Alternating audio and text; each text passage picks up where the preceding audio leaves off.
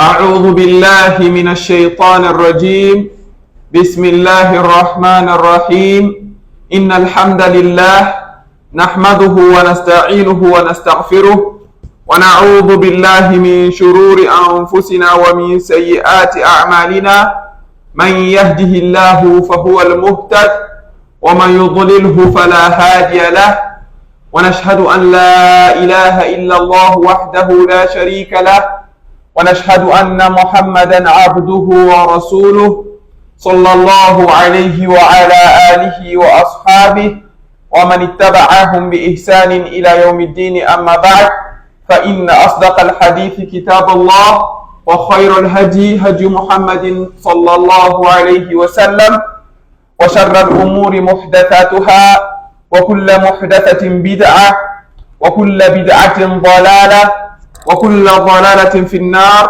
ونعوذ بالله من النار ومن عمل يقربنا إلى النار ثم أما بعد أحييكم جميعا بتحية الإسلام السلام عليكم ورحمة الله وبركاته الحمد لله رب العالمين. Toutes nos louanges sont à Allah, le Seigneur des mondes, celui-là qui nous a tous créés. Nous attestons qu'il y a de divinités qui méritent l'adoration si ce n'est qu'Allah. Et nous attestons que Mohammed est son messager et son serviteur. Nous demandons à Allah de prier sur lui, ainsi que sur toute sa famille et sur tous ses compagnons, et sur tous ceux qui emboîteront leur pas jusqu'au jour de la résurrection.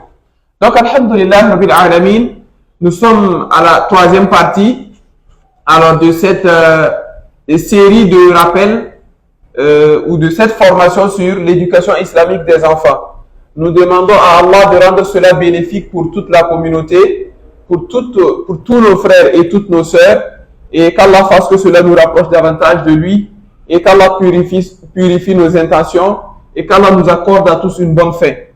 Donc, la dernière fois, nous avions évoqué les éléments, les points sur lesquels nous allons alors nous entretenir durant cette formation, et nous avons évoqué aussi une introduction où nous avons fini par évoquer les cadres de l'éducation d'un enfant. Et on a parlé des cadres qui forgent la personnalité de l'enfant. Les cadres à travers lesquels l'enfant tire en réalité, n'est-ce pas, ses valeurs, son caractère, son comportement, ainsi de suite. Donc aujourd'hui, Inch'Allah Ta'ala, nous allons passer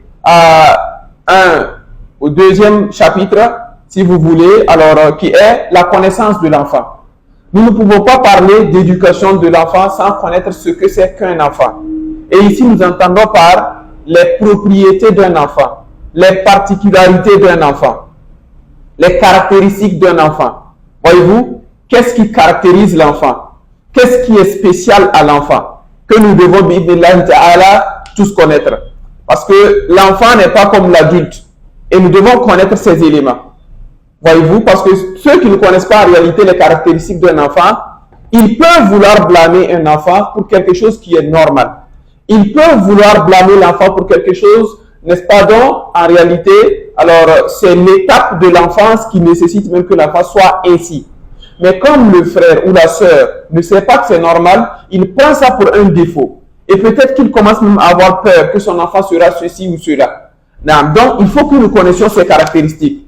Il y a des caractéristiques qui doivent changer. C'est-à-dire, c'est au niveau de l'enfance qu'on va remarquer ces caractéristiques et par la suite, ça doit changer. Et le premier en réalité, n'est-ce pas, c'est l'excès de mouvement.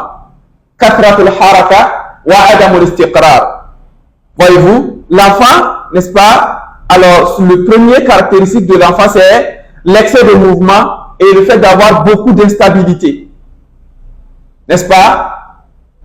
Kathratul haraka. Un enfant est caractérisé par le fait de vouloir toujours être en perpétuel mouvement. Il n'arrive pas à rester sur un seul endroit. Et il est toujours en train d'aller par-ci ou d'aller par-là. Si vous avez un enfant qui est ainsi, alors au lieu de seulement voir qu'il est turbulent, ce qui est vrai, mais il faut savoir que c'est une caractéristique normale. Un enfant ne peut pas rester tranquille sur un seul endroit. Voyez-vous? Mais ce que vous devez savoir est que, alors, c'est l'excès de mouvement et le jeu, n'est-ce pas, qui permet à l'enfant d'expérimenter son entourage et d'acquérir de l'intelligence. Parce que c'est un nouveau venu sur la terre, qui vient d'avoir quelques années. Il a besoin de comprendre, d'appréhender tout ce qui l'entoure. Donc, cet excès de mouvement n'est pas un problème en soi. Ce n'est pas en réalité un problème. Voyez-vous, c'est une caractéristique normale de l'enfant. Il faut que vous sachiez pourtant qu'un enfant qui ne se met pas en mouvement, qui est toujours là dans un coin, qui ne bouge pas, c'est un signe qu'il n'est pas en bonne santé. C'est un signe que quelque chose ne va pas. Donc, et d'ailleurs, si vous remarquez ça en votre enfant, sachez que ça peut par la suite créer un renfermement sur l'enfant, faire que l'enfant, en réalité, veut se recroqueviller sur lui-même, veut, n'est-ce pas, en réalité, se retirer de la société. Donc, et ça, c'est une maladie psychologique. Donc, le fait que votre enfant soit toujours en mouvement, c'est un bon signe. Voyez-vous? Et deuxième élément, en réalité, alors, remarquez au niveau de l'enfant, qui est une caractéristique de l'enfant, c'est shiddatu taqlid. Le fait d'avoir une grande, n'est-ce pas, imitation. Une grande tendance à imiter ce qu'ils voient. Et ça, vous l'aurez remarqué. Les enfants imitent ce qu'ils voient les adultes faire. Ce que les mamans font à la cuisine, c'est ça que les filles répètent. Ce que les papas font, c'est ça que les garçons répètent. Même dans leur jeu, même leur façon de s'amuser, les expressions qu'ils font sortir, c'est exactement leur entourage qui le reproduisent. Est-ce que vous voyez? Troisièmement, c'est l'entêtement, al-inad, l'entêtement. L'enfant se distingue aussi par un grand entêtement. Il y a certains aussi, quand ils voient que, en réalité, on a interdit l'enfant de faire ça, et l'enfant essaye quand même de faire cela. Vous aurez tendance à dire que mon enfant est têtu, et on va commencer à vouloir le frapper. En réalité, vous devez, avant de parler de solutions pour cela, vous devez en réalité savoir que c'est naturel chez un enfant, n'est-ce pas, d'être ainsi, n'est-ce pas, alors d'être têtu. C'est-à-dire de ne pas souvent accepter en réalité, alors facilement ce qu'on lui dit. Donc, quatrième élément, c'est que les enfants, ils manquent de distinction entre le bien et le mal. Ça, c'est quatrième élément.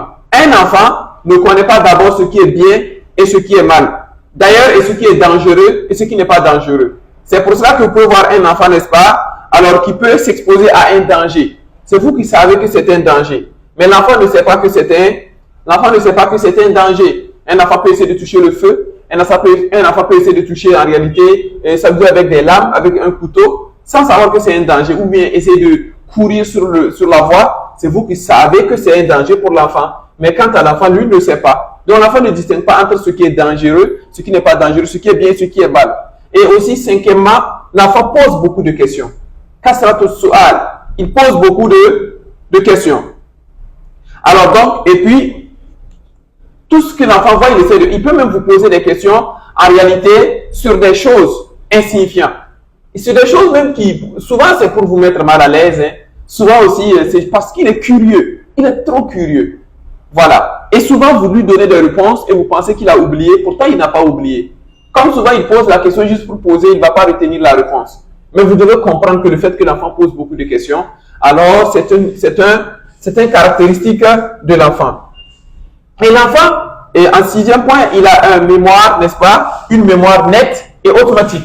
Il enregistre les mots et les phrases. Il enregistre les mots et les phrases. Et c'est pour cela que l'enfant peut vous répéter un jour des phrases et vous vous étonnez que l'enfant est capable de répéter jusqu'à ces phrases-là.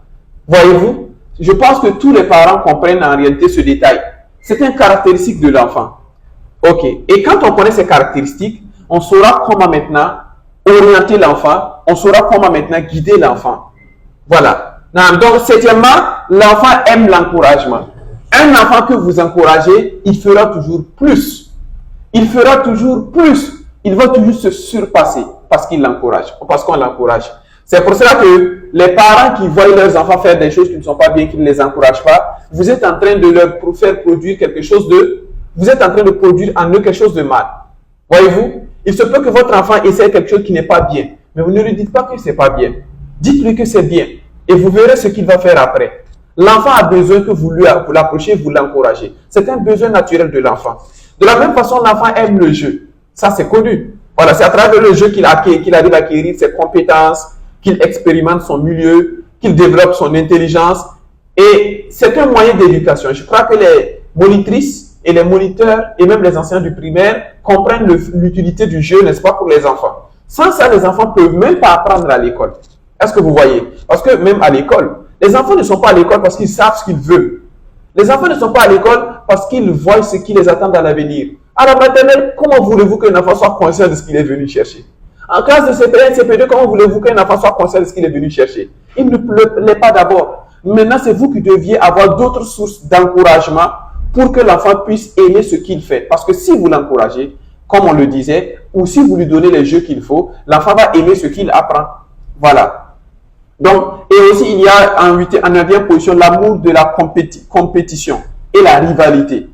La compétition et la rivalité. L'enfant a toujours besoin d'être en réalité, de rivaliser et de voir qu'il est celui qui est au-dessus. Ou quand vous remarquez, quand vous donnez deux choses à deux enfants, l'un a tendance à voir si ce que l'autre a réussi, c'est plus que ce que lui il a eu, ou moins que ce qu'il lui a eu. Si c'est plus, alors il peut dire qu'il ne veut plus ce que vous lui avez donné. Pourquoi? Parce que l'enfant, en réalité, c'est comme ça. Il essaie de rivaliser. Voilà, il se met toujours en compétition. C'est pour ça que la compétition est une façon de motiver les enfants à aller plus. C'est pour ça que quand vous faites installer des jeux de motivation, des concours, même chez vous à la maison, c'est bien pour les enfants. De la même façon, les pensées imaginaires. L'enfant a des pensées imaginaires, des choses même qu'il ne peut pas en réalité exprimer. Et vous devez pourtant l'écouter. Quand un enfant vous parle, il peut vous dire des choses que vous n'avez pas forcément bien compris. Parce que l'enfant, en fait, il est dans son monde souvent, puisque sa façon de voir le monde, ce n'est pas de la même façon, la façon dont les arbres bougent, les motos circulent, les voitures circulent, la façon dont les adultes fonctionnent. Il a sa compréhension à lui. Il a sa façon d'interpréter qui n'est pas forcément vraie. Donc, en réalité, ces agissements, vous devez comprendre ce fait, en fait. Pour comprendre qu'en fait, l'enfant, vous ne devez pas vouloir réaliser qu'il pose toujours des faits compréhensibles. Non. Et en 11e position, l'enfant, n'est-ce pas, a tendance à acquérir des compétences. C'est-à-dire que l'enfant, en réalité, alors, il imite toujours le métier de ses parents, il essaie de s'expérimenter, il essaie de se mettre en œuvre, il essaie, n'est-ce pas, d'imiter, voyez-vous. Donc, c'est ça. Donc, quand vous voyez, par exemple, l'enfant, s'il voit son papa faire un travail, il va essayer ce travail. Si les enfants voient, les filles voient leur maman faire quelque chose, il va essayer d'imiter. C'est pour ça que ça, c'est un point à exploiter. Mais si vous laissez l'étape de l'enfance passer, vous ne pourrez plus exploiter ce point-là, en fait. Et je ne sais pas si vous voyez. C'est-à-dire, pendant que vous voyez que l'enfant a ce caractéristique-là, dès son bas âge-là, exploitez ça de la même façon. C'est pour ça de la bonne façon. C'est pour ça que vous verrez qu'il y a dans certains pays, bien sûr, les pays, nous sommes toujours en arrière. Si vous partez en Europe, chez les Arabes, chez les Américains, vous verrez que dès les bas âges, ils exploitent les compétences de l'enfant. Dès les bas âges. De sorte à ce qu'ils arrivent à ancrer en lui, à inculquer en lui une bonne maîtrise de certaines choses, même dès le bas âge. Mais nous, malheureusement, on se réveille toujours tard et qu'Allah nous aide à relever ce défi. Non, il y a le développement linguistique. Et en fait, le développement linguistique de l'enfant, alors c'est durant les bas âges que sa langue se développe. Et c'est impacté par plusieurs choses. Il y a plusieurs éléments qui impactent l'expression de l'enfant, le développement linguistique de l'enfant. Il y a la santé de façon générale. Un enfant qui est en bonne santé va s'exprimer facilement, va mieux s'exprimer que l'enfant qui n'est pas en bonne santé. Il y a la nutrition aussi. Voilà, il y a les relations familiales, surtout l'entente entre les parents. Quand les parents ne s'entendent pas, alors ça impacte sur l'élocution de l'enfant, le développement linguistique de l'enfant.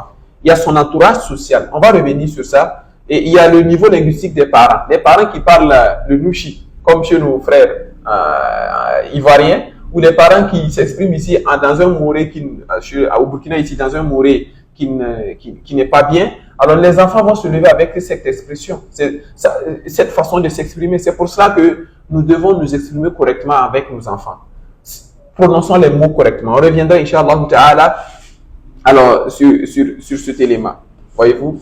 Alors donc, d'ailleurs, bon, on peut, Inch'Allah Ta'ala, évoquer cela en même temps, parce que on reviendra plus tard sur des faits plus détaillés. Parce qu'il faut que nous comprenions en réalité l'importance ou les éléments en réalité, alors, qui développent le langage de l'enfant. Ça, c'est quelque chose qu'il faut qu'on comprenne bien.